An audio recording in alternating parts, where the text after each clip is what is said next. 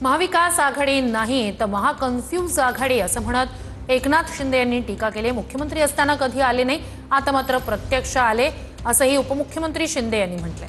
उद्धव ठाकरे यांचं नाव न घेता त्यांनी ही टीका केली आहे।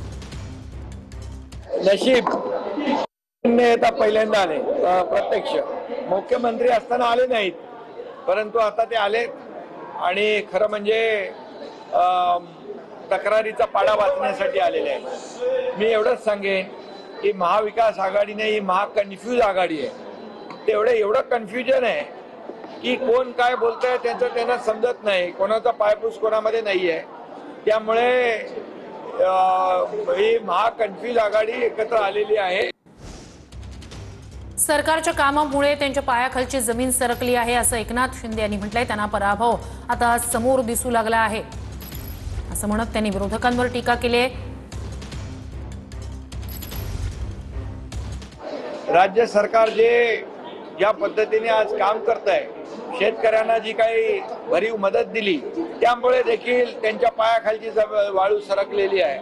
लोकसभा आणि विधानसभेमधला जो काही विजय पाहिला त्यांनी, आता येणाऱ्या स्थानिक स्वराज्य संस्थांमध्ये देखील महायुतीने केलेलं काम, याच्या कामाची पोचपावती जनता दिल्याशिवाय राहणार नाही।